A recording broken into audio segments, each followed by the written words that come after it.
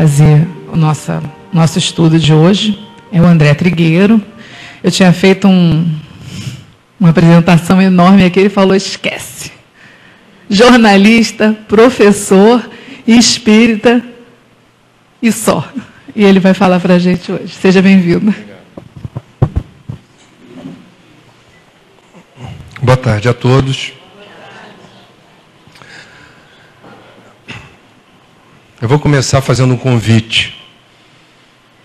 Quem quiser será muito bem-vindo no lançamento do nosso novo livro, chamado Viver é a Melhor Opção, a Prevenção do Suicídio no Brasil e no Mundo, entre outras questões importantes e urgentes nesse livro, cuja totalidade dos direitos autorais foi cedida para o CVV. Abordamos por que o suicídio é considerado caso de saúde pública no Brasil e no mundo, as razões pelas quais aproximadamente 800 mil pessoas se suicidam por ano no mundo, e o principal, por que motivo a Organização Mundial da Saúde afirma que em 90% dos casos o suicídio é prevenível, que é a boa notícia. Será numa segunda-feira, dia 11 de maio, na Livraria da Travessa, no Leblon. Só pode ser ideia de um espírito de luz, a providência divina, sugerir que nessa instituição, nessa área da cidade, a partir de um projeto chamado EcoCEOI, seja possível mobilizar recursos humanos e materiais na direção da construção de uma nova cultura. Uma cultura que privilegie hábitos, comportamentos, estilos de vida e padrões de consumo sustentáveis.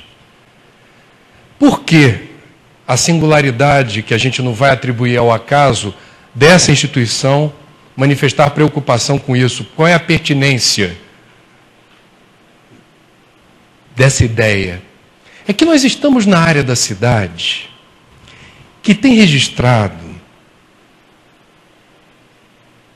o crescimento mais desordenado e vertiginoso do município do Rio de Janeiro, com o licenciamento assodado de novos loteamentos e empreendimentos imobiliários, com uma avassaladora supressão de áreas verdes, com o agravamento do despejo de esgoto sem tratamento em corpos d'água já saturados de matéria orgânica, com o iminente colapso das artérias, das vias, das ruas, determinando a perda da mobilidade.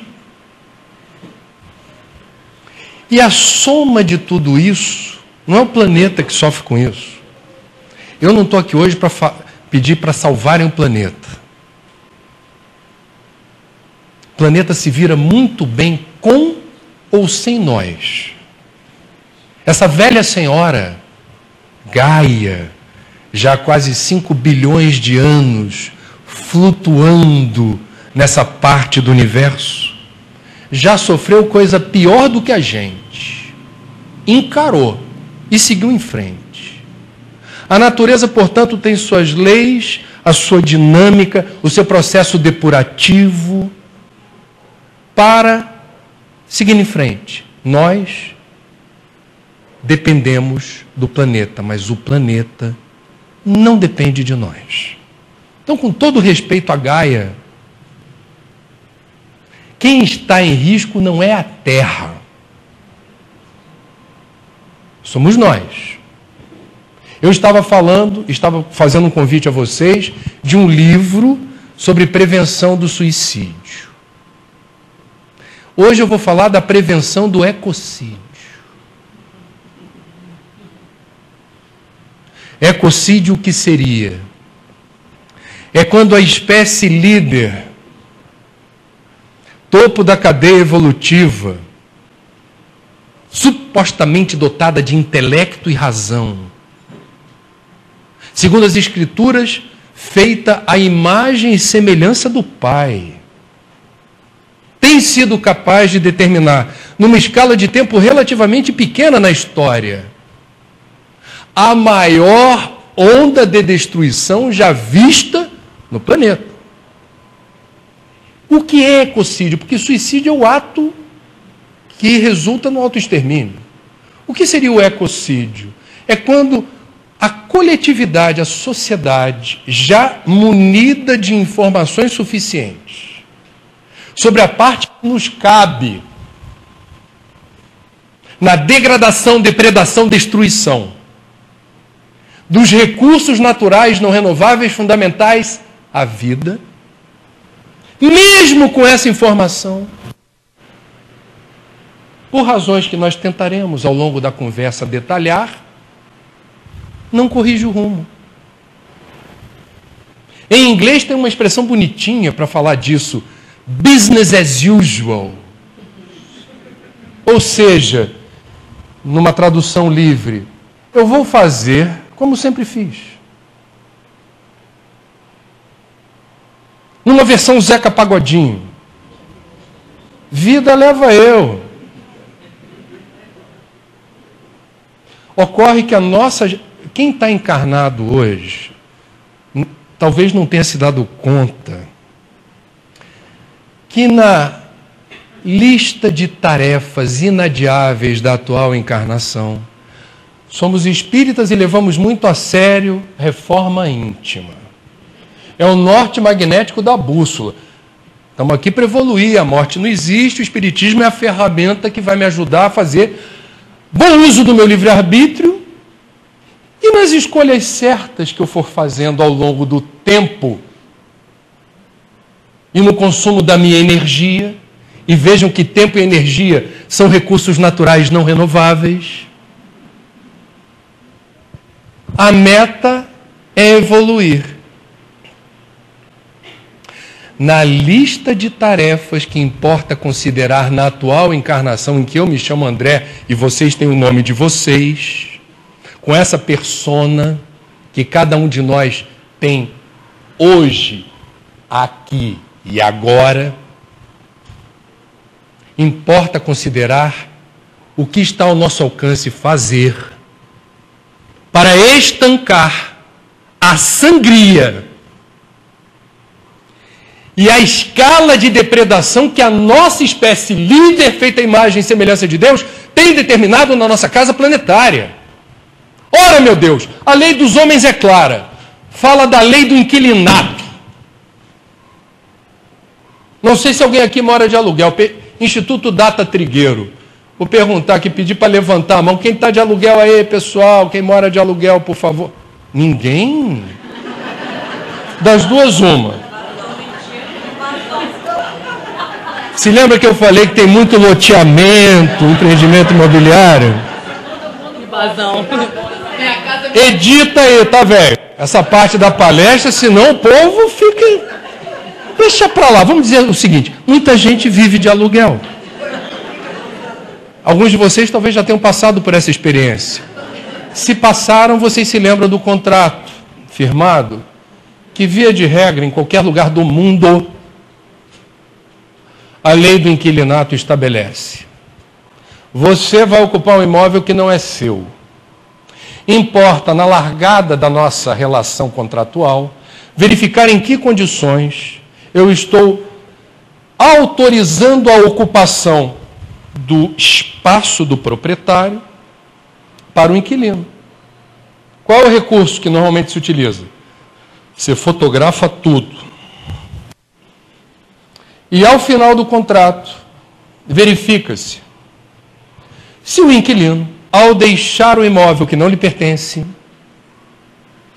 deixará no estado em que encontrou, no mínimo, porque ao longo do contrato pode-se negociar com o proprietário o quê? Benfeitorias. Estou pensando em colocar uma plaquinha fotovoltaica no telhado, explorando energia solar. Está dentro? Estou dentro, pode fazer. Estou pensando em fazer uma iluminação natural para economizar energia e permitir a ventilação adequada, para eu não ficar ligando o ventilador ou ar-condicionado em dia fresquinho lá fora. Inteligência no processo construtivo, que não é a regra na Taquara, nem em lugar nenhum do Brasil. A regra é construir prédio como se faz há 50 anos nesse país. Mas, enfim. Saiu do imóvel, o proprietário vai pedir o quê? A verificação do lugar que você ocupou, mas que não lhe pertencia. Meus amigos, para ficar bem claro o papo aqui reto com o espírita, não é só do nosso corpo que a gente presta contas, que ele também não nos pertence. Não é só os atos que, através do nosso corpo, determinaram consequências positivas ou negativas que também prestaremos conta. É da nossa condição de inquilino. A nossa condição de inquilino. Eu estou falando absolutamente de improviso, porque eu gosto de falar assim, e vou antecipar o que eu falaria mais no final, mas me deu vontade de falar agora.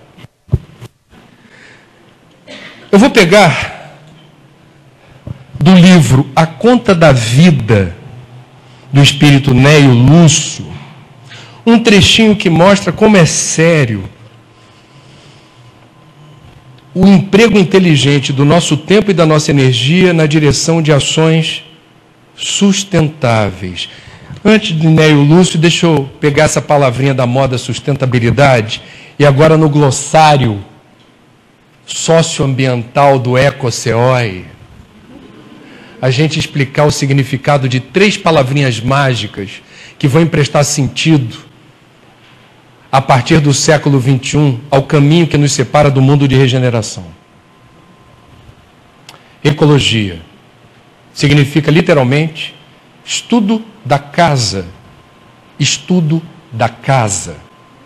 Significa dizer que a ecologia é diferente da biologia. A biologia estuda o ser vivo, as diferentes espécies, os reinos da natureza, como você vai catalogar, como você vai estudar, como se alimenta, como se reproduz, como vive, como morre. A galinha, o boi, o tatu, a capivara. O que é ecologia? Estudo da casa.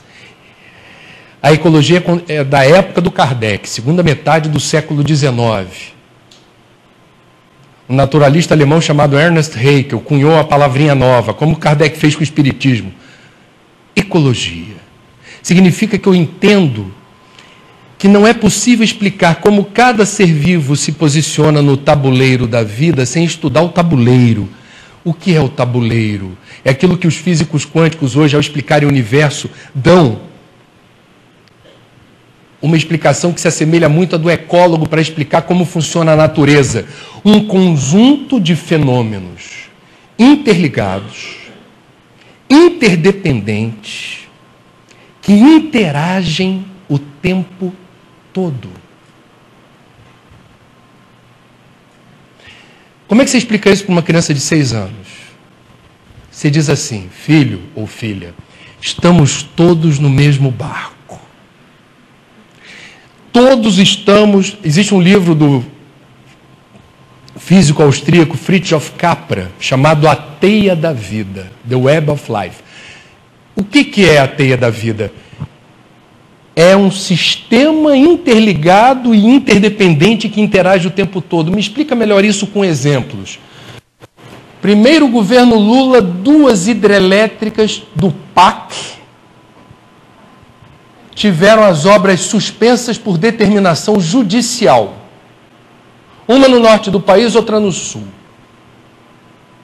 A do norte, a explicação foi: não é possível levar à frente a construção dessa hidrelétrica, porque do jeito que o projeto foi estruturado, ela ameaça de desaparecimento os bagres. O Lula, que à época, espero que hoje ele tenha a informação que lhe faltou à época para fazer um comentário irônico, dizendo assim: eu querendo gerar emprego e renda, produzir riqueza, e interrompe a obra por causa de um bagre. Se o Lula tivesse visão sistêmica, Em inglês, a expressão que eles usam é systemic thinking. É você ter essa capacidade de enxergar o mundo e o universo como os ecologistas ou os físicos quânticos enxergam. Tudo está conectado, interligado, interage e é interdependente. Se você dizima o bagre na bacia de um rio amazônico, o bagre pertence a uma cadeia alimentar que entra em colapso e alcança índios, população ribeirinha, ao espécie líder. E o que a justiça disse é não, a justiça não determinou, não construam a hidrelétrica, a justiça determinou, refaçam o projeto. Porque nós que temos intelecto, razão, temos competência técnica para fazer de um jeito que você consiga produzir energia sem fazer uma espécie desaparecer. Assim foi feito. No sul foi até mais engraçado porque era uma espécie de batráquio, que é da família dos sapos e das pererecas. A hidrelétrica ameaçava, aí ele estrelou o presidente. Agora é uma perereca! E a gente, na verdade, a expressão ecologia foi cunhada 9 anos depois do Kardec lançar o Livro dos Espíritos. 1866. E até hoje a gente não consegue enxergar sistemicamente. Eu vou dar um exemplo do ponto de vista do planejamento urbano. Quando se diz o que fazer, o que é possível fazer em relação àquela favela? Removemos ou urbanizamos? Tem uma discussão no Rio de Janeiro antiga. Agora ninguém mais fala em remoção, graças a Deus, caiu a ficha para não se repetir o que já houve no passado. Em casos extremos, a remoção é necessária para a segurança das próprias pessoas. Mas a gente aprendeu a ver isso com olhos menos, eu diria, preconceituosos da elite branca. Que é uma expressão que eu tenho sempre cuidado de usar, mas que eu gosto.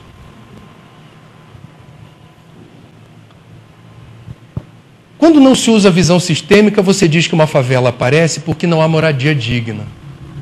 Falta moradia digna, por isso aparece uma nova favela. Quem diz isso não usa a visão sistêmica. Quando você aplica a visão sistêmica no planejamento urbano, qual é a lógica do aparecimento de novas favelas? Normalmente, novos loteamentos irregulares ou novas favelas aparecem a partir da demanda de morar perto do trabalho. Então não é só uma questão de constrói casa que resolve. Não é assim. Eu sou do tempo que eu ia para a melhor praia do Rio, era São Conrado.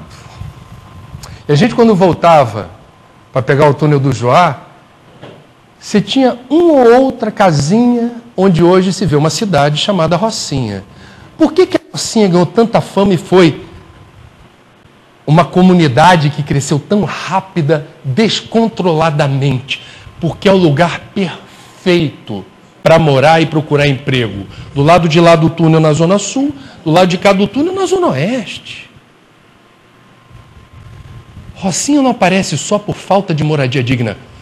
É porque se eu moro em Japeri e procuro emprego na Barra ou em Copacabana, em algum momento da entrevista com a patroa ou com o patrão, vai perguntar onde eu moro. Se eu digo que é Japeri, na hipótese do patrão ou da patroa saber onde fica, vai lembrar que é final de linha de trem e que a supervia ainda não funciona muito bem. E que o trem não resolve, não é numa pernada de trem. O trem é uma parte do trajeto que eu, patrão ou eu, patroa, terei que pagar. 2 riscos. Custo de transporte e atrasos. Quem mora em Japeri e quer emprego bom, não vai procurar em Japeri. Vai procurar nos lugares onde a oferta de salário e de emprego é melhor. E pode trocar uma casinha registrada em cartório, bonitinha em Japeri, por um barraco no terreirão e qualquer outro lugar, ainda que haja milícia ou traficante. Visão sistêmica no planejamento urbano. Favela não é só resultado de falta de casa. Favela é resultado de falta de transporte público de massa, eficiente, barato e rápido. Com licença, BRT não é transporte público de massa, eficiente, barato e rápido. Eventualmente, num horário, numa linha nova, pode ser um transporte eficiente e rápido. Barato, eu tenho minhas dúvidas. Transporte público de massa, nunca. Transporte público de massa é trem, metrô, barca. Numa tacada eu levo 1.000, 1.500, 2.000 pessoas. Isso é transporte público de massa. Ah, mas 70% das pessoas no Rio de Janeiro usam ônibus. Ônibus é transporte público de massa. Errado. Ônibus é ônibus. E uma das tragédias da mobilidade urbana do Rio de Janeiro é a gente achar que ônibus é transporte público de massa. Não é. Ecologia, portanto, estudo da casa, como a casa funciona, como os circuitos integrados explicam a vida na natureza e na vida em sociedade. Ser ecologista não é ser amigo do meio ambiente. Se já chamaram vocês aqui no EcoCOE de ecologistas, se tem alguém que tem a formação de ecólogo, merece ser chamado de ecologista. Ecologista ou ecólogo é aquele que tem diploma. Ambientalista é qualquer um que se afeiçoe, se engaje, se mobilize por qualquer causa. Reciclagem, suípa, bicicleta, qualquer outra causa ambientalista. Não precisa de diploma, precisa de coração e atitude. Ecologista precisa ter formação. Primeiro item, portanto, do verbete. Eu não esqueci nem o Lúcio, não. Ecologia, está claro o que é? Ok? Segunda expressão que vai ajudar a gente a fazer essa migração de mundo de provas e expiações para mundo de regeneração, porque não há mundo de regeneração que não seja um mundo sustentável.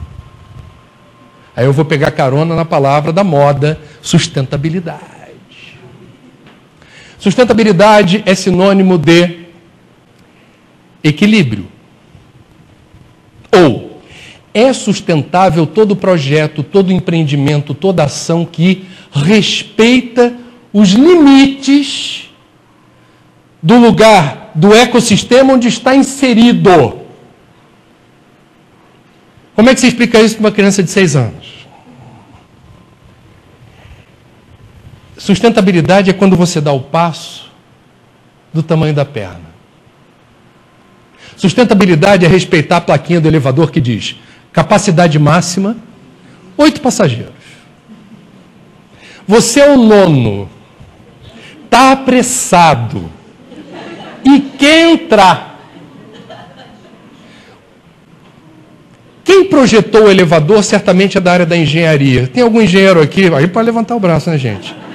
Não estou perguntando se tem engenheiro vivendo de aluguel. Perguntando, tem algum engenheiro? Tem algum engenheiro aqui, não? Uma engenheira. Não sei se eu estou falando, portanto, uma besteira, mas eu acho que quem projeta elevador precisa ter, no mínimo, conhecimentos inerentes ao universo da engenharia. Quando se projeta uma ponte, quando se projeta um viaduto, um edifício, você tem um cálculo estrutural que vai demandar o quê? Um conhecimento sobre a capacidade de suporte, que precisa ser respeitada. Se você respeitar a capacidade de suporte, aquela estrutura segura a onda. Portanto, respeitem uma plaquinha de elevador, porque ela não é uma placa decorativa. Ela está informando um limite que precisa ser respeitado. Ah, então se não respeitar o elevador cai? Eu não disse isso. Eu disse que há aí o risco de uma sobrecarga, há o risco de, ao se atropelar o cálculo que alguém fez para dizer só cabe 8, o nono passageiro poderá determinar cenários tensos. Quais sejam? Entra no elevador, o elevador faz um ruidinho assim, e não sai do lugar. Tenso isso. Outra possibilidade, ele sobe meio que não quer subir. Mais tenso isso. Terceira hipótese, que é a menos desejável. Queda livre. Despenca com os 9 heróis aventureiros. Portanto, é sustentável todo projeto que respeita a capacidade de suporte, também denominada biocapacidade, de um determinado lugar. Vamos fazer a conta. Se eu, do alto, Google Map, pego Jacarepaguá e procuro fazer um rastreamento de todos os licenciamentos.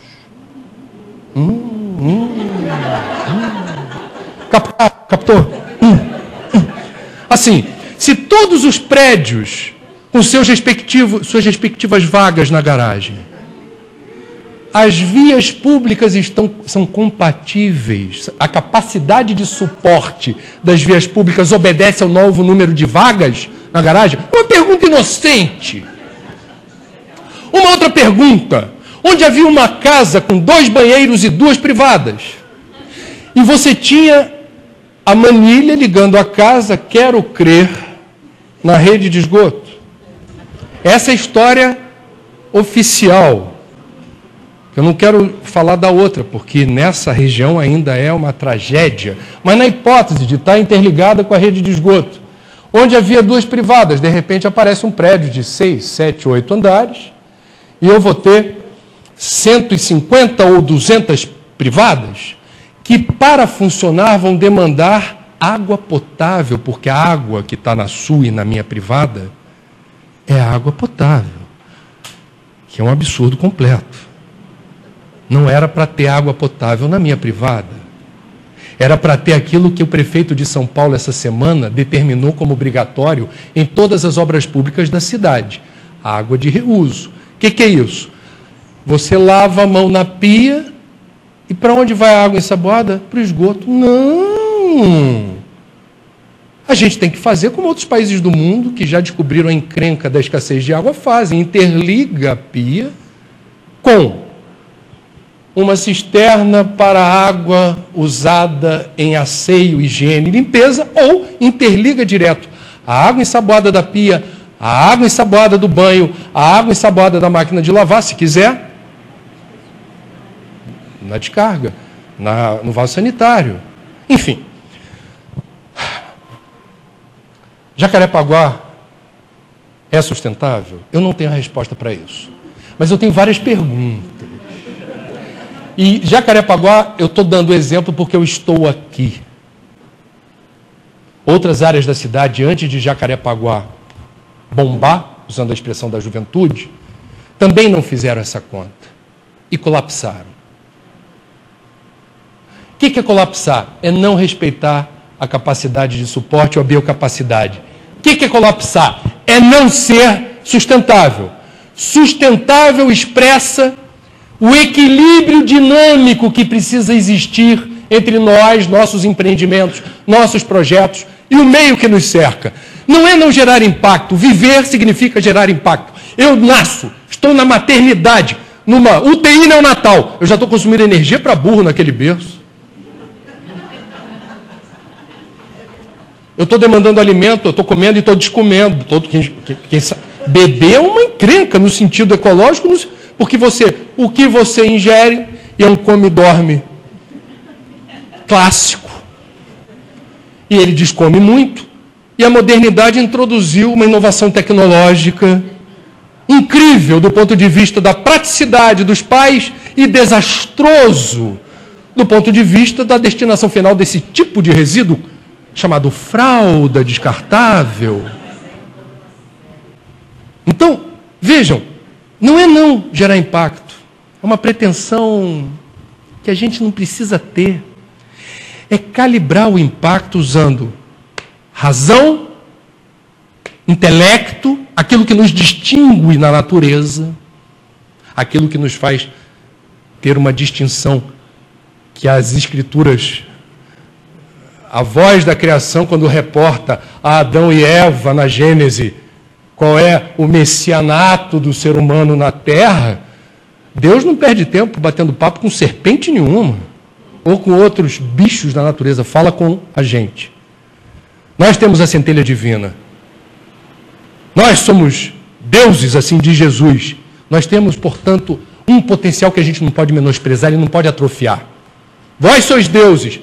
O que podemos, enquanto deuses em projeto, realizar no sentido de compatibilizar impacto com a capacidade de neutralizar, anular, reduzir ao máximo esse impacto? Na área da fralda, eu estou falando de ecodesign. Quem trabalha com design aí, Instituto Data Trigueiro? Alguém?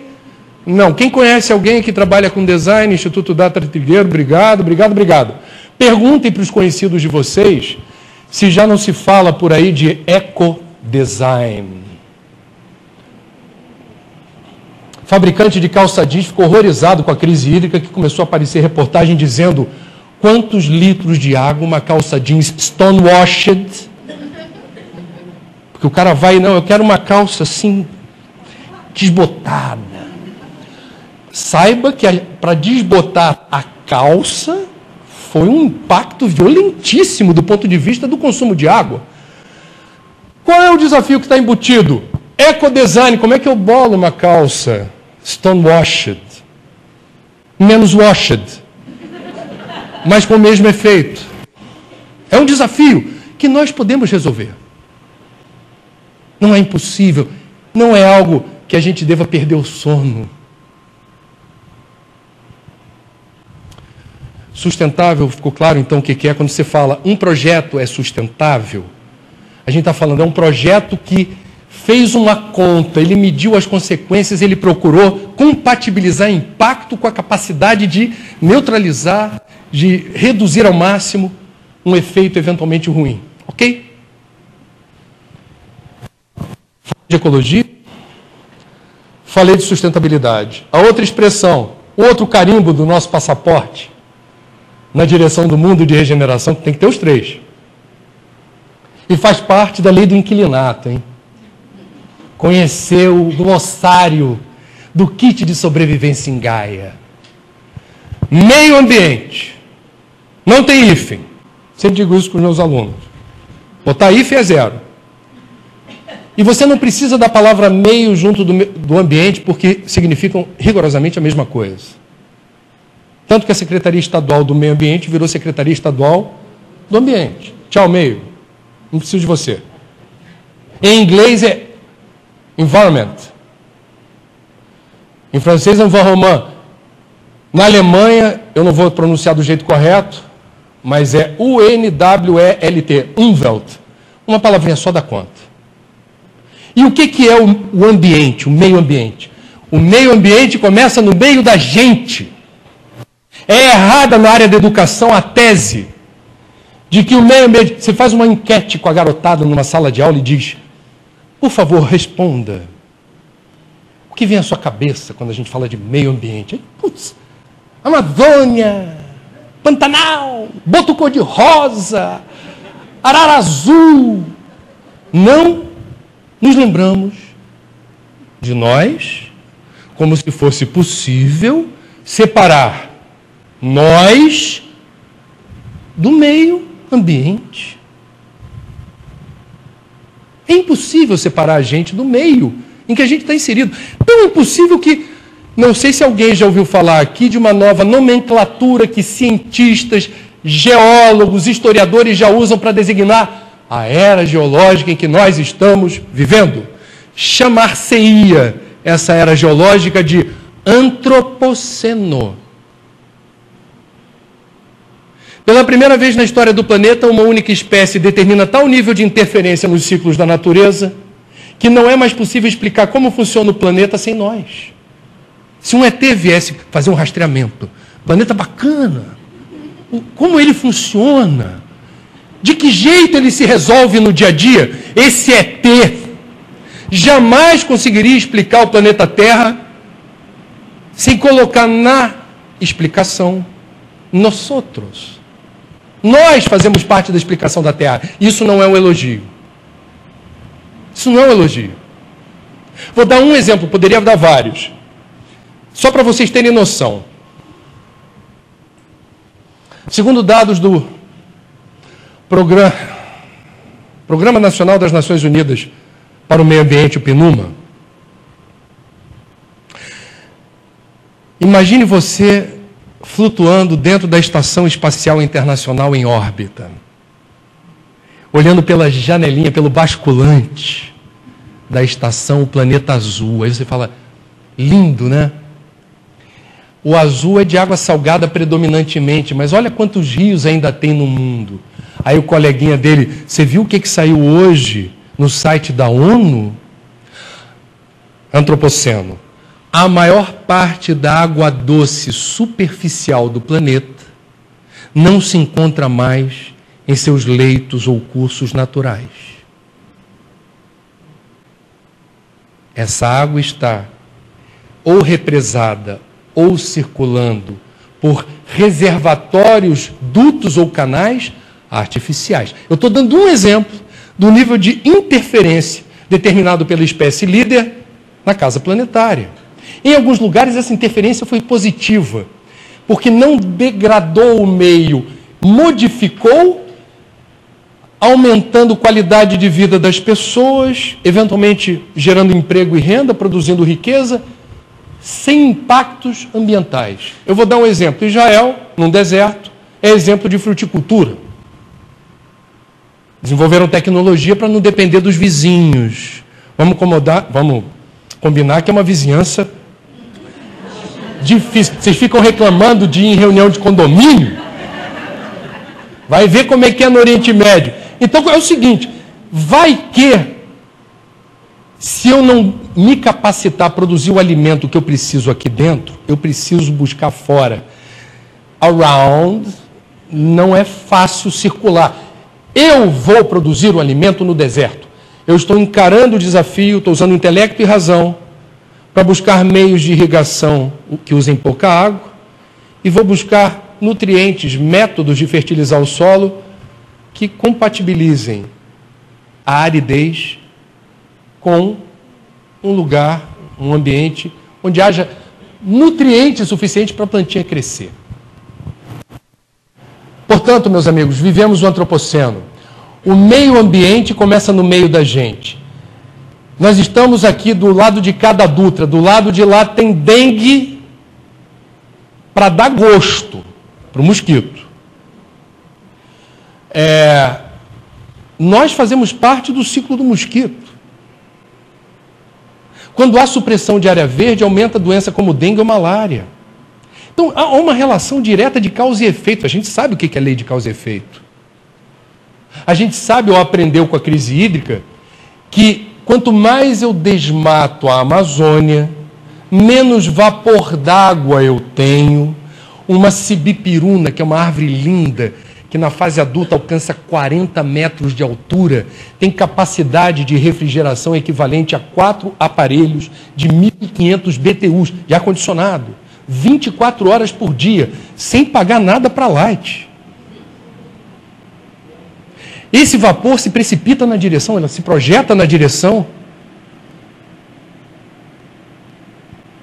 de aproximadamente 600, 700 metros. Os ventos transportam essa umidade para outras regiões do Brasil e do continente, e essa umidade da sibipiruna amazônica, dentre tantas e tantas árvores, é um rio São Francisco voador. Se precipita na forma de chuva em outros lugares. Portanto, é causa e efeito. Não dá para a gente... Eu falei do bagre, falei do batráquio. Antropoceno. Meio ambiente somos nós. Uma definição boa para quem quiser guardar e anotar. Meio ambiente somos nós, o meio que nos cerca e as relações que estabelecemos com esse meio. É uma definição complexa, mas é uma definição compatível com a visão sistêmica. Portanto, não admitam que alguém diga: eu moro num lugar onde o meio ambiente é super legal. Não importa o lugar onde você esteja, o meio ambiente te contém.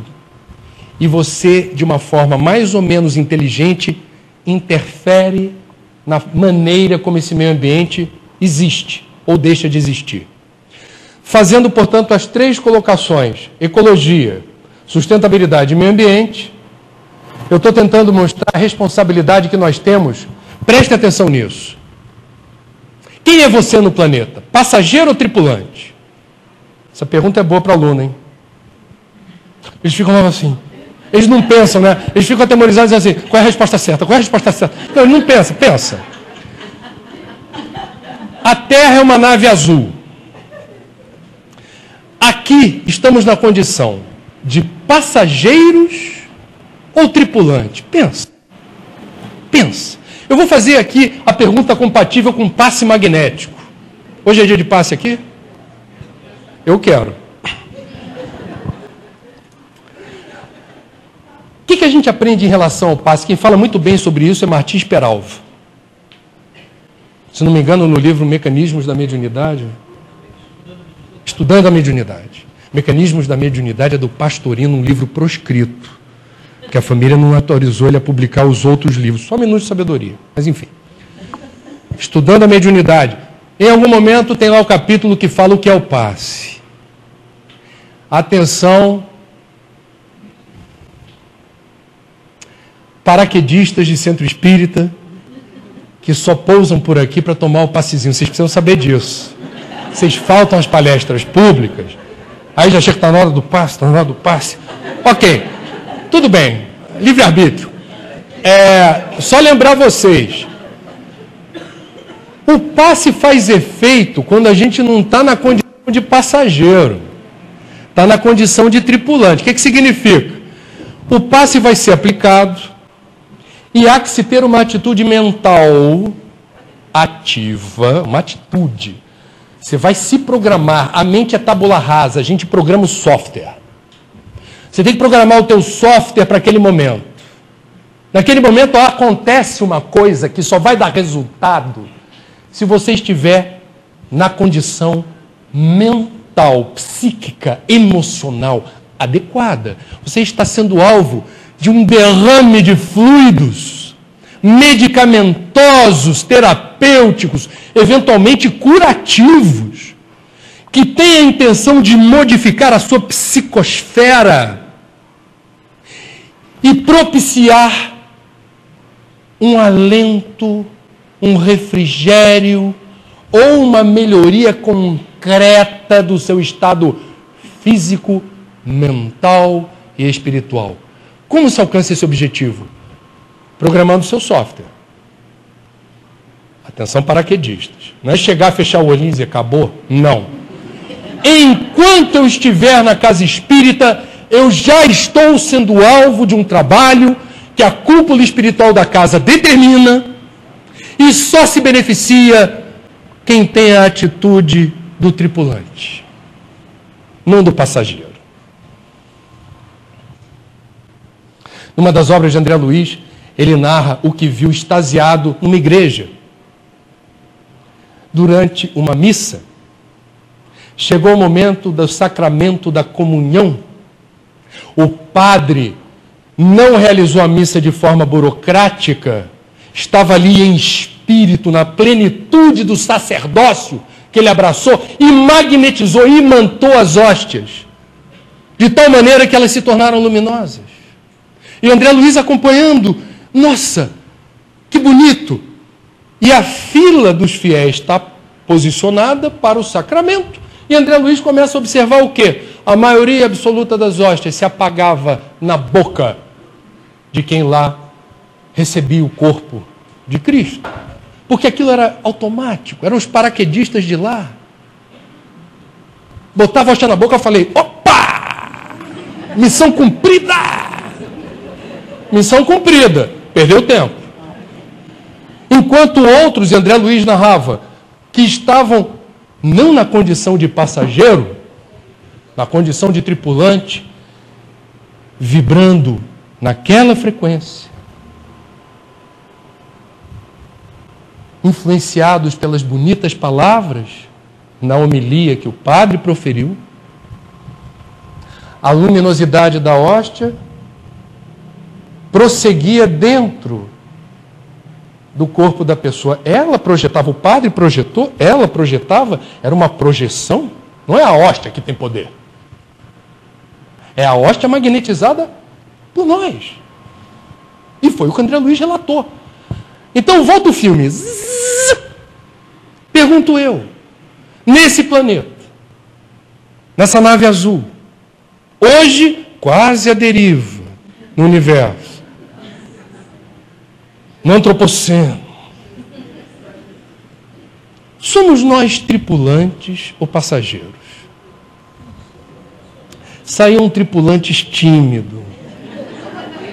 Se fosse uma plateia de crianças, eu ia dizer, passageiro ou tripulante? Não vou fazer isso. Já entendi, vocês entenderam.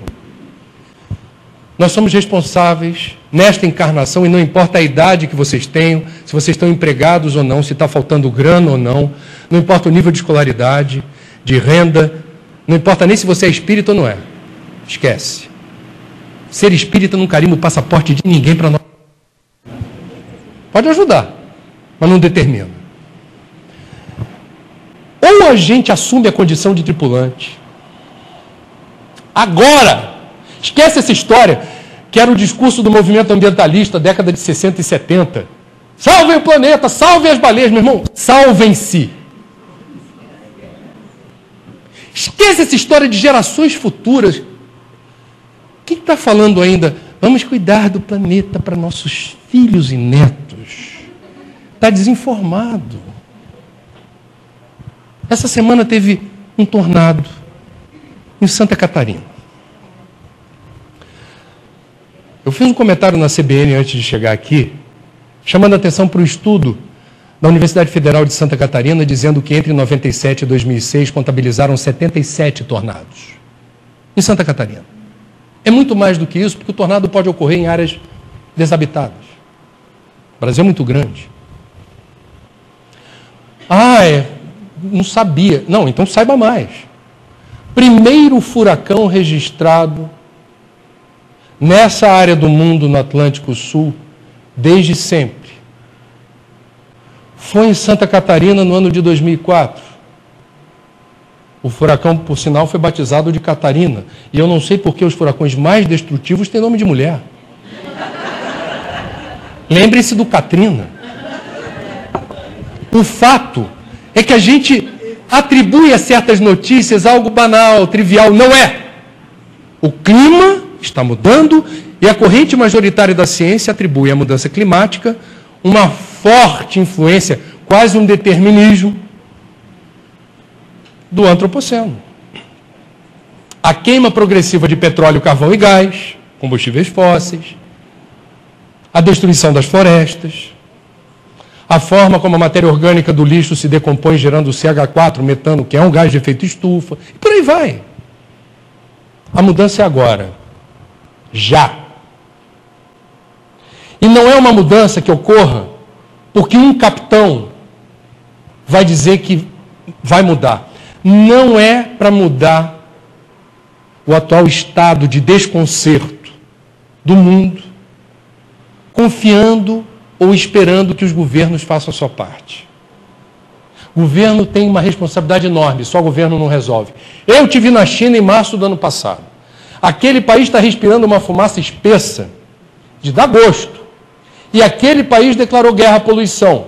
Mas não pode ser ação só de governo. O próprio governo chinês reconhece.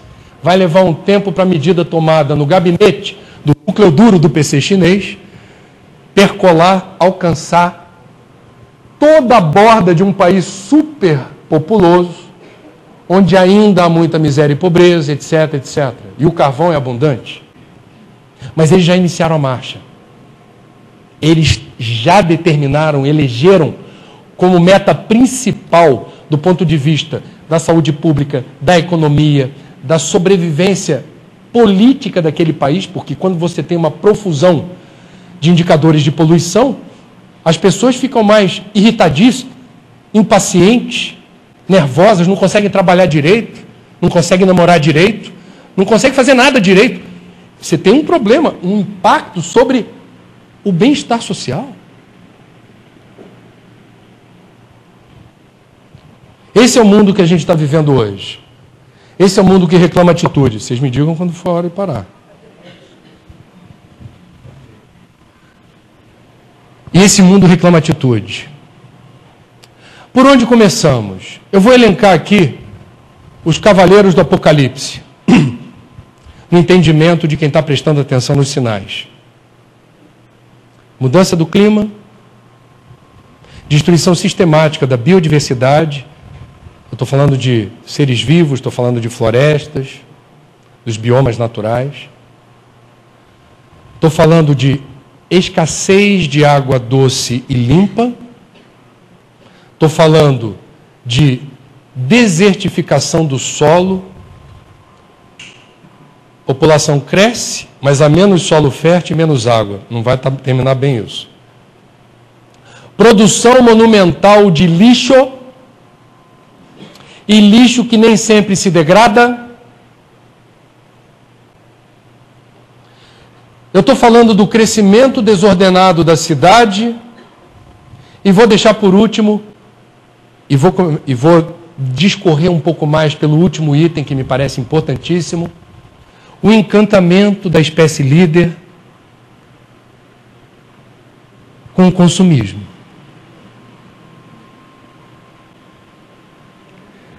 Isso é muito sério. E é sério por quê? Melhor seria que a crise ambiental, relatório, quem é que está dizendo que consumo é problema? Para a gente dar nome aos bois. Não é o André. Jornalista não sabe nada, gente. Jornalista tem que ter o que a gente diz, fonte. Eu preciso ter fonte, eu preciso citar as fontes. Eu vim preparado para citá-las, se na segunda parte do debate alguém quiser fazer alguma inquirição. Estou aqui para isso. Jornalista morre de fome quando não tem credibilidade. Eu preciso ter, e eu preciso estar escorado em fonte.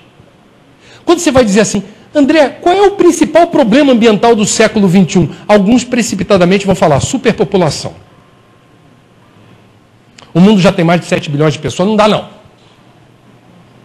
Você vai procurar no Livro dos Espíritos, quando Kardec indaga a espiritualidade sobre a questão do povoamento da Terra, da superpopulação, a resposta da espiritualidade é um tanto enigmática, porque diz assim, Deus a tudo provê.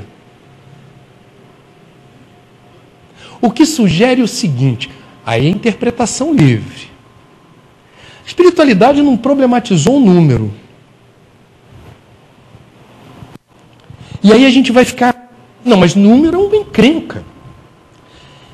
Como é que número não é problema? E aí a gente vai pensar no que eu falei de sustentabilidade, equilíbrio. O problema é o número ou a qualidade do número? Vamos ver o que dizem as fontes.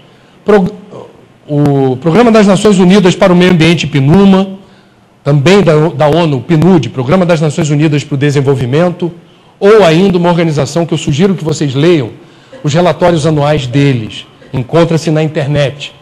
Chama-se World Watch Institute. Tem sede em Washington.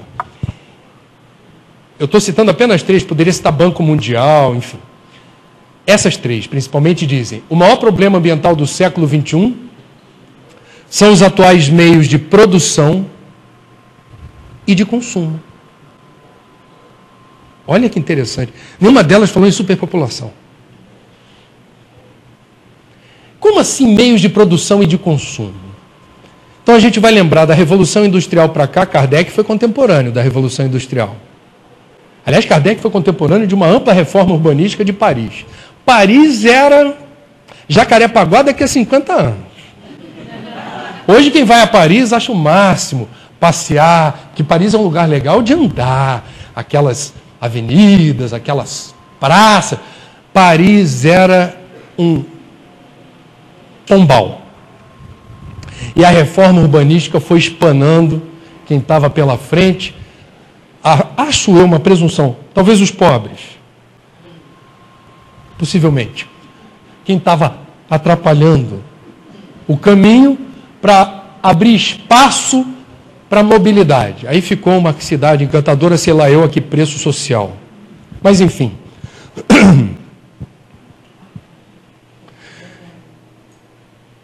Revolução Industrial determinou o quê, gente? Todo mundo aprendeu isso na escola. Teve gente na rua? Revolução Industrial foi uma manifestação, um protesto? Historiador adora a palavra revolução, não sei porquê. Revolução Industrial porque houve uma mudança de paradigma. Mudou uma cultura. Máquinas e equipamentos substituindo o trabalho braçal. Óbvio que se eu tenho máquina e equipamento substituindo o trabalho braçal, eu posso trabalhar 24 horas por dia, eu posso produzir muito mais. E qual é o impacto direto disso sobre o meio ambiente? Ora, se eu tenho máquina, unidade fabril, 24 horas por dia, tudo que eu preciso para produzir, e antes eu estava vinculado apenas à capacidade do operário realizar aquela função, agora ela não para, não stop. E o que eu preciso para fazer, por exemplo, qualquer coisa, um sapato. Sapato dá em árvore? Não. Sapato cai do céu? Não. Sapato, grosso modo, vai precisar de água, muita. Matéria-prima, que aqui tem derivado de petróleo, tem couro, alguns sapatos têm prego ou taxinha, metais. E para juntar matéria-prima, usando água no processo, eu vou precisar de energia, muita energia. Antigamente o sapateiro fazia sapato, hoje o sapato se faz em escala industrial. Significa que uma fábrica de sapato vai demandar full time, sem parar, água, matéria-prima, energia. Água, matéria-prima, energia. A humanidade descobriu o benefício da máquina e do equipamento, mas não fez a conta da capacidade de suporte. Aí tem uns documentários sensacionais na internet, mostrando, por exemplo, o que significa a presença de uma determinada fábrica de refrigerante num país que tem legislação ambiental frágil, drenando nascentes e rios para fabricar Coca-Cola ou qualquer outro refrigerante. Aí você vai ver, poxa, temos uma questão aqui. Como diria minha avó, não se faz omelete sem quebrar os ovos. Ou, outro ditado importante, não tem almoço grátis. Tudo o que existe, a cadeira em que vocês estão sentados, os sapatos, os tênis, as bolsas, os óculos, os relógios, tudo demandou água, matéria-prima e energia. Como eu já disse, não é possível viver sem gerar impacto. Eu preciso consumir. O consumo favorece a vida. Viva o consumo! Eu não vou me arrepender de andar com roupa. Ou de ter sapato. Agora, o alerta dessas organizações que eu citei e de vários outros institutos de pesquisa, universidades, etc., é: o consumo favorece a vida. Mas o consumismo depreda, degrada e destrói as condições para a vida existir. E o que é o consumismo? O sufixo ismo alude a excesso e desperdício. Bom, problema da modernidade. Nós somos hipnotizados pela mídia, e a mídia faz a interface entre fábrica, meios de produção, varejo, consumo. No meio do caminho, para ajudar a escoar a produção, eu tenho a mídia. Quem paga o meu salário? Publicidade. Ainda estou empregado, apesar de tudo que eu falo por aí. Tudo que eu falo por aí não sou eu. Eu estou escorado nos relatórios. Por isso que eu sempre ando com eles, na hora de chamar no RH, eu já vejo, olha, mas não sou eu.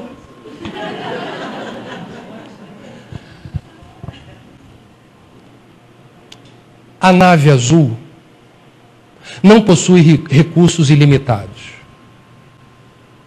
Os recursos são finitos. Sabendo usar, não vai faltar.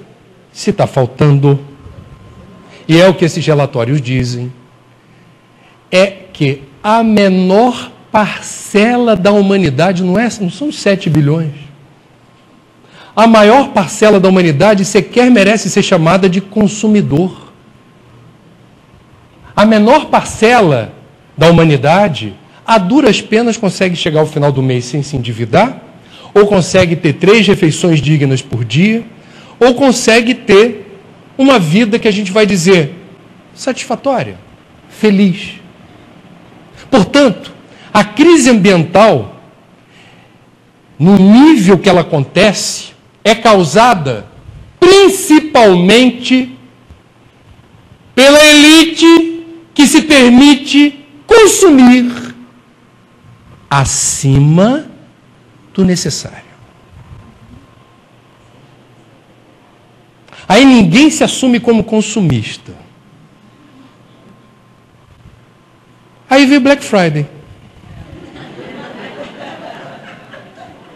Filas, alvoroço, briga dentro da loja. Porque, tal qual se dá, é uma expressão que eu gosto muito. A gente gosta de ser chamado de espécie líder, feito à imagem e semelhança do Pai, dotado de razão e intelecto, mas nós somos suscetíveis ao chamado movimento de manada. Quem já viu por aí documentário? Eu tenho quase 50 anos, eu sou do tempo do mundo animal, mas hoje em dia tem Discovery, National Geographic, History Channel, tem alguns documentários. Eu adoro, principalmente aqueles que mostram leões. Desculpe, é o meu lado imperfeito, adoro. O leão é um espetáculo. Primeiro, é curioso, o leão, quem me disse isso foi o Hermógenes uma vez. Ele estava comentando a questão do sono, né? Qual é a hora certa de dormir? O Hermógenes, que partiu há pouco, saudade. Ele dizia assim, André, a gente tem que aprender com os animais qual é a hora certa de dormir. Deu sono? Dorme. Simples, né? E ele fala do leão. Veja o leão. O leão dorme 18 horas por dia. E o leão é tão safado na nossa ética civilizatória, quando fala de igualdade de gênero, a gente não aguenta ouvir a história do leão. E o leão não só dorme 18 horas por dia, como deixa para as fêmeas a atribuição de prover a manada de proteína animal. Então são as fêmeas que têm o ônus de se articular, procurar o alimento e na hora de dar o bote, a primeira bocada é do dorminhoco. Qualquer semelhança com a nossa espécie, talvez não seja mera coincidência. Mas vamos lá. Movimento de manada Black Friday. Atenção. Movimento de manada. Eu vou descrever o que eu já vi em mais de um documentário do mundo animal, pegando o case dos leões. Esse, por sinal, foi bem interessante. O prato principal dos carnívoros africanos chama-se gnu. Gnu é um quadrúpede feinho, tem um chifrezinho, barbicha, as costelas aparentes, mas o carnívoro que se preza, jacaré, chita, leão, olha para o gnu, é hoje. E os gnus, quando a gente fala de gnu na África, as estepes africanas, a imagem do documentário que eu vi, você tinha 2 a 3 milhões de gnus pastando na estepe, na savana. E o documentário vai mostrando do alto, do lado, todo mundo tranquilão, comendo.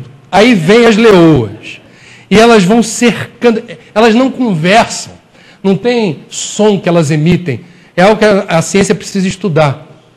Como se dá a comunicação das caçadoras? Porque elas vão se aproximando, rastejando, e elas vão percebendo intuitivamente, uma delas tem a atribuição de escolher ou o mais novinho, que vai correr com dificuldade, ou o mais experiente, o mais velho, que também vai ter lá seu reumatismo, sua artrose, e na hora de correr rápido é complicado. Então a leoa começa a se articular rastejando, as outras atrás, e tem sempre uma leoa estagiária. Porque você vai passar o conhecimento na prática. Você não vai voltar da caça e rosnar para... Não, você vai ter que aprender fazendo. Então tem a leoa estagiária. Esse que eu vi, que eu vou relatar a vocês, foi engraçado de ver pelo seguinte. Estava no papo o gnuzinho que eles escolheram para comer, a leoa líder. Só que, tragicamente, a leoa estagiária pisa no que parece ser uma planta seca da estepe e faz creque. Um simples e inofensivo creque, mas audível o suficiente para que o gnu mais próximo, sem olhar de onde veio o creque, iniciasse uma correria imediatamente na direção oposta. E o documentário registra, é linda a imagem, parece um cardume de peixe. Pega parece dominó, todos os gnus começam a correr rápido na direção oposta ao creque. Qual a explicação para isso? Instinto de sobrevivência. Os pilotos da aviação civil têm um ditado que diz: na dúvida, arremeta. Você vai pousar, qualquer dúvida, arremeta. Não vai brincar com a sorte.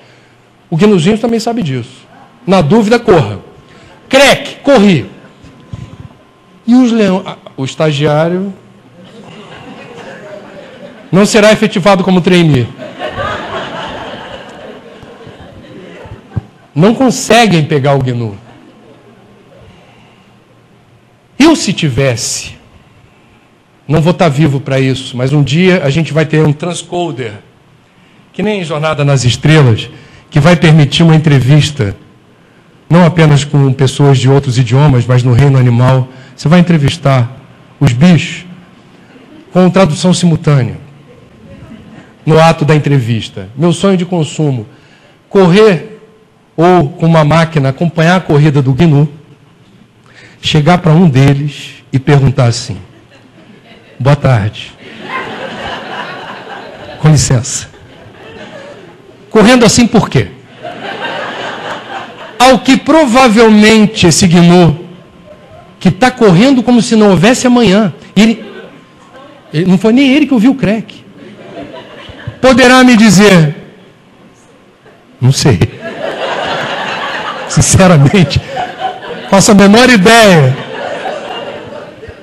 Pois bem, nossa correspondente em Nova York, Sandra Coutinho, Globo News, no Black Friday original, americano, que é black porque o black deles é o azul da gente. Quando você fecha o balanço no azul, superávit, lucro. Nos Estados Unidos, eles não usam a cor azul para designar lucro ou superávit, é o black. Black Friday é a liquidação pós-dia de ação de graças. Portanto, a primeira sexta-feira pós-ação de graças, que é um feriado importante nos Estados Unidos, onde você tem compra de presente numa escala monumental, o Black Friday é a liquidação do estoque. E é inverno nos Estados Unidos, já está frio. E aí você tem, e foi muito interessante ver a Sandra Coutinho na fila da loja de departamentos Macy's, nos Estados Unidos, de madrugada, as redes de TV americana sobrevoando Macy's e vendo fila de dobrar quarteirão, de madrugada, nevando. E as pessoas na fila, paradas, esperando abrir a porta, porque era Black Friday. E vem a Sandra Coutinho e pergunta para um adolescente, que estava como todo adolescente andando em grupo: olá, o que você está fazendo aqui?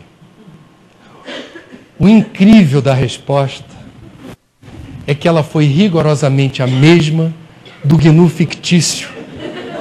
Sei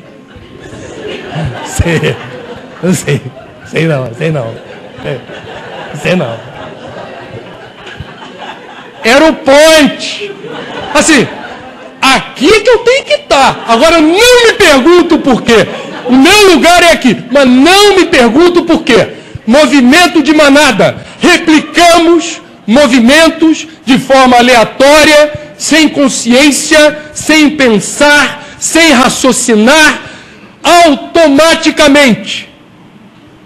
Muitos que foram para os umbrais,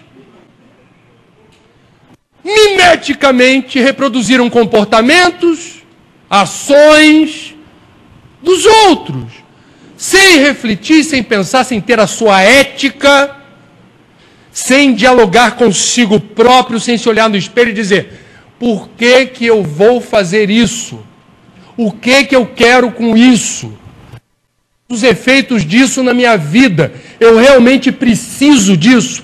Quando você pergunta para você, em qualquer momento, após ser fisgado por uma peça publicitária ou por uma inscrição na fachada de uma loja que exerce automaticamente, me desmintam se for o caso, um clique magnético quando aparece a palavra mágica, liquidação.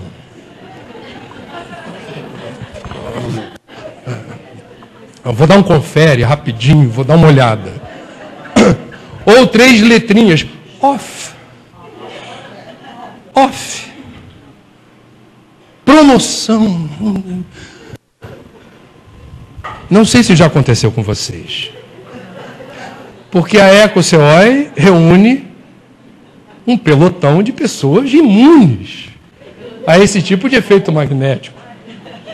Mas em outros lugares por aí, saibam, não é exceção. É a regra. E aí a gente estranha, poxa, mas o mundo é tão desigual, ainda há tanta pobreza e miséria. Como o consumismo pode determinar tamanho impacto sobre a resiliência, que é a palavra boa de usar, capacidade de suporte do planeta? Meus amigos, nós banalizamos a existência, confundindo felicidade com capacidade de acumular bens e posses. Nós transferimos para objetos perecíveis ou descartáveis um poder que eles não têm, que é aquele de nos fazer felizes. Eu não quero ser hipócrita e dizer que você tem todo o direito, e eu acho que tem, como eu tenho, de realizar uma determinada compra ou contratação de um serviço que implique em sincera e genuína felicidade. Eu vou dizer para vocês um ato de consumo banal que me deixou muito feliz. Eu substituí um aparelho de ar-condicionado por um split, que faz pouco barulho, que eu regulo a temperatura e o principal, etiqueta Procel, letra A, baixíssimo consumo de energia. Eu ganhei 3 vantagens substituindo. No Rio de Janeiro eu não acho que seja possível abrir mão no verão de ar-condicionado, e eu consegui fazer uma aquisição confiando no relato de amigos meus dizendo: não faz barulho, é silencioso, não vai pesar na tua conta de luz e você vai dormir feito um carneirinho, porque funciona bem. É uma aquisição que me deixou feliz. O que eu estou querendo dizer, mais uma vez, não é estigmatizar o consumo, porque o consumo favorece a vida. É toda vez que a gente vai fazer compra, e essa é a recomendação de organizações, quem quiser anota o nome, Instituto Acatu com K, Acatu para o consumo consciente, ou Instituto Alana, que denuncia as mazelas do consumismo infantil, quando pais ou responsáveis não conseguem estabelecer o limite que deve existir, e só estabelece o limite quem tem coragem de dizer não. Pai e mãe não é para ser amigo do filho. Pai e mãe é para ser pai e mãe. Há diferença. Pai e mãe não é para ser amigo do filho, é para ser pai e mãe. É muito mais que amigo. Deixa o amigo no chinelo. Só tem coragem de exercer a paternidade legítima, correta, efetiva, quem sabe dizer não, não replicando as manias e os vícios dos déspotas, dos tiranos domésticos, dos ditadores acomodados da abastança da sociedade patriarcal. Os homens têm esse problema, principalmente. É saber usar a autoridade moral que todo pai e toda mãe não deve abrir na hora de sinalizar para os filhos. Vivemos num mundo que experimenta uma crise ambiental sem precedentes na história. Não somos passageiros, somos tripulantes. Banalizar o consumo, acumular bens e posses com a irresponsabilidade que a gente vê hoje em dia, significa assumir-se como consumista. E, na nossa opinião, consumista é sinônimo de parasita. Drena preciosas energias do corpo que lhe mantém. Qual lugar da nossa casa seremos nós isentos de culpa, autorizando, por exemplo, a CPI do consumo consciente no nosso ambiente doméstico? A gente pode dizer em sã consciência de que tudo que está no nosso armário ou no nosso closet. Porque vejam, eu sou contemporâneo dessa mudança. Vejam, é um dado histórico. Eu, na década de 70, começando a articular as ideias, achava estranho quando quem visitava meus pais, naquela época não tinha TV a cabo, não tinha shopping center, não tinha tanta violência urbana, as pessoas se frequentavam mais.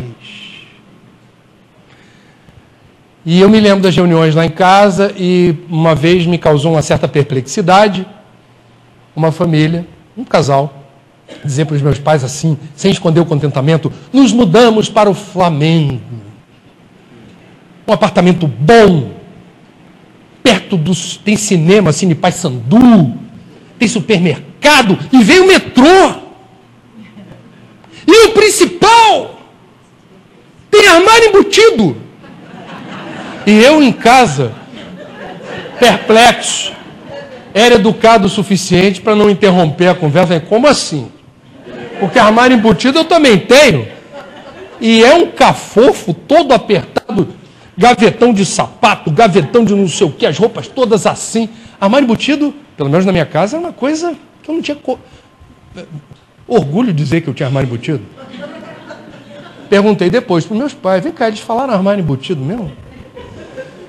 Meus pais entenderam a dúvida, falaram: filho, é o seguinte, não é que o armário embutido, se olhando o armário embutido, ele seja bonito. Ele é eficiente. Porque ele é um buraco. Um buraco.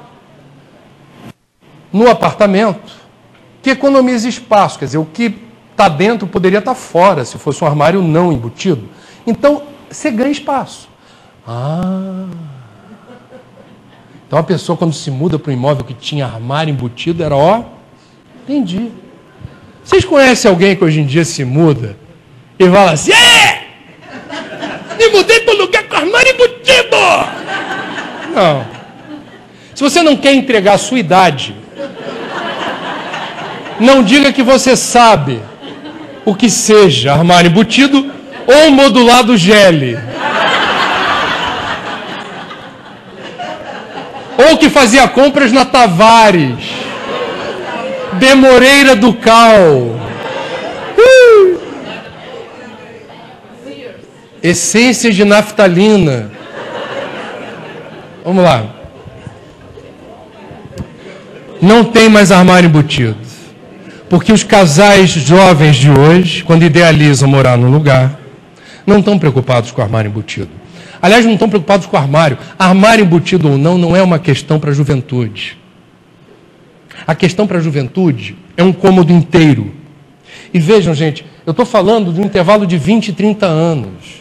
Percebam a progressão dessa expectativa que temos de precisar de ambientes maiores, que sejam capazes de guardar e acumular aquilo que a gente, sem nenhum critério ou consciência, coleciona apaixonadamente.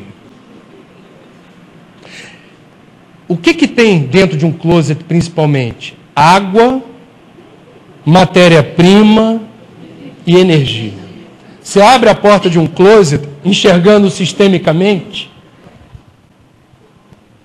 a sapataria doméstica. Não costuma ser um problema dos homens. Mas as mulheres dizem: mas vocês gostam de um pezinho bem adornado, com um sapatinho legal. É uma briga fuleira. Não importa qual seja o motivo. Sapataria doméstica, a gente, na concepção do closet, antes de colocar a primeira coisinha lá dentro, closet não pode faltar. Olha a nossa insensatez.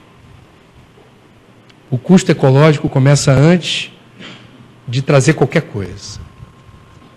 Precisa ter muita luz.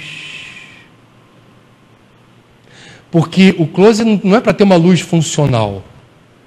É um jogo de luz. Eu comprei certa vez na banca de jornal uma revista de decoração, a única que eu devo ter comprado na minha vida, para levar na PUC, onde eu dou aula há 11 anos, e mostrar para os meus alunos. Olha que interessante essa reportagem, porque a reportagem de capa dizia assim: como iluminar o seu closet. E a revista, porque tudo é cultura, graças à revista eu aprendi que existe uma profissão chamada light designer. Light designer é quem vai conceber o projeto para iluminar o closet da forma que você deseja. E normalmente, o que eu já vi por aí em closet? Feixes de luz. Porque tem muito interruptor. Então você vai acender feixes de luz para iluminar caprichosamente. Pilhas de toalhas felpudas, multicoloridas, de algodão egípcio. Roupas íntimas que antes ficavam acomodadas dentro de gavetas, não, já está ali à mão. Pilhas de edredons no Rio de Janeiro. Aí você delicadamente pergunta, mas vem cá, vocês moram aqui, são 2 pessoas. Estamos vendo aqui pilha de edredom. Não, mas que estava baratinho. Não, é que dava para pagar em não sei quantas vezes. É ou não é? Filho, tem desculpa para tudo. Estava barato, estava na promoção, era fácil de levar. E vai que chega de repente, a gente não perde a viagem. E aí você puxa o extrato do que é um closet no século XXI, num mundo que experimenta uma crise ambiental sem precedente na história, nós na condição de espíritas, nós que esquecemos do que diz. E eu sugiro uma leitura porque é muito instrutiva. No século XIX, o codificador se preocupou nas leis morais. 2 capítulos sequenciais importantíssimos. A lei de destruição e a lei de conservação. Pergunta 705 do Livro dos Espíritos. Kardec realmente, algumas perguntas do Livro dos Espíritos não faziam muito sentido no século XIX. Eu estou inclinado a achar isso. E a pergunta 705 é dessa coleção de questões que, poxa, mas no século XIX, qual foi a pergunta de Kardec?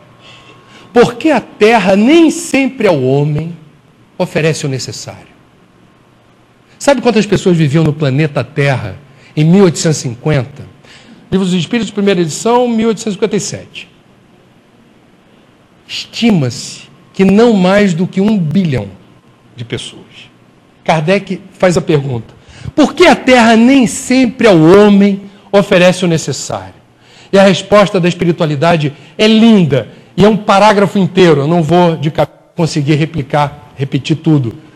Mas o trechinho que eu mais gosto diz o seguinte: a Terra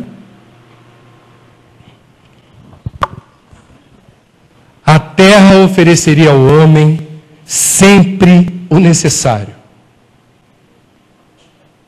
Se com o necessário soubesse o homem contentar-se.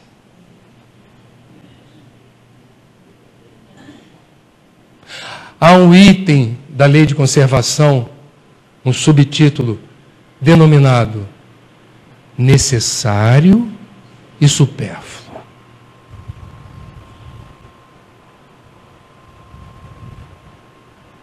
Outras tradições, inclusive cristãs, podem errar aí. Podem ir na quermesse da igreja encher a burra de coisa que não precisa. Estou ajudando a obra social. Mas não dá para os outros, leva para casa. Outras tradições podem errar aí, nós não. Outros podem se equivocar, derrapar no caminho, nós não. Outros podem ficar na dúvida, mas se eu estou comprando muita coisa, eu estou gerando emprego e renda, eu estou movendo a economia. Outros podem cometer a imprudência de dizer isso. Nós não. E só para não escapar da discussão econômica, perguntando aqui, Instituto Data Trigueiro, quantos economistas aqui, por favor? Ótimo. Se eu falar besteira, me corrija. Há uma corrente dos economistas, graças a Deus, ainda majoritária, mas perdendo força, que diz o seguinte: nada contra consumismo, porque quanto mais se consome, mais geramos emprego, mais geramos renda. Temos uma questão: há setores da economia que são profundamente impactantes sobre a capacidade de nos dizermos sustentáveis. Eu vou dizer um: setor automotivo. Alguém vai dizer, reduz IPI de carro sim, porque você mantém emprego nas montadoras de veículos, e o PIB brasileiro depende não apenas de venda de carro, mas de autopeça e combustível. A economia é refém do setor automotivo. Por isso se justifica a redução do IPI. Esse é o discurso da economia clássica. Como é que a gente problematiza isso? Quando outros economistas fazem a conta e dizem, ok, se você reduzir IPI, você está mantendo o status quo de um lado da economia. Agora, é possível usar a mesma régua da economia para medir os impactos negativos da proliferação indiscriminada de automóveis nas ruas. Eu vou citar alguns. E mais uma vez, porque eu não sei nada, pesquisem na internet o relatório da Firjan, Federação das Indústrias do Estado do Rio, sobre o impacto negativo dos automóveis na economia, e o relatório de um ex-secretário de Planejamento do município de São Paulo, professor da Fundação Getúlio Vargas de São Paulo, sobre esse tema. Ambos os estudos mostram que há um prejuízo monumental quando você promove a facilidade de crédito para comprar automóvel. Qualquer pessoa tem automóvel, todo mundo tem automóvel, e o que acontece? Primeiro problema: se a velocidade média, como acontece em São Paulo, é de aproximadamente 16 km por hora, eu estou concluindo, primeiro, que a propaganda é enganosa de carro. Carro só anda em propaganda. Porque em São Paulo não, no Rio de Janeiro não. Você não consegue passar na maior parte do tempo de segunda. E se eu estou na marcha lenta... Então, primeira questão, perda da mobilidade pelo colapso das artérias. Se perde mobilidade, eu não consigo ter pontualidade, eu não consigo chegar na hora para o trabalho, para o estudo, e tem um impacto sobre saúde, porque se eu tenho um AVC, um colapso cardíaco, vou ter filho, parturiente, agora não dá. Não temos mais hora do rush. Certos lugares do Rio de Janeiro não tem mais hora certa para engarrafar. Perda de mobilidade impacta a economia com a dificuldade dos acessos. Há uma outra questão: se eu estou na marcha lenta, eu estou emitindo mais poluição. Se eu estou emitindo mais poluição, eu estou gerando mais impacto sobre saúde pública. Vai ter mais criança e velhinho precisando fazer nebulização, tendo problemas pulmonares, respiratórios, precisando de assistência, perda de produtividade, perda de saúde. Se eu tenho as artérias obstruídas, eu sou um prato cheio para um novo gênero de violência, que é a abordagem de ladrões na linha amarela ou na linha vermelha, ou quando tenho o engarrafamento mais drástico das 7h30, das 8 horas, eu já sei onde eu posso abordar. O motorista refém, absolutamente vulnerável a qualquer ação violenta. Impacto sobre segurança pública. E esse é mais difícil de medir. Quantos de vocês que andam por aí já perceberam maior dificuldade de ter humor, alegria, vitalidade, bem-estar, porque perderam 1, 2, 3 horas por dia indo ou voltando?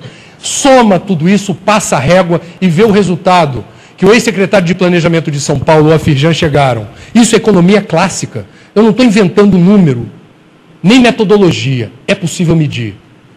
Então, meus amigos, antes de encerrar, só quero descrever, nessa região da cidade, Zona Oeste, o resultado final da Conferência Internacional de Meio Ambiente e Desenvolvimento, a Rio 92, nessa cidade, nessa parte do Rio de Janeiro, no Rio Centro.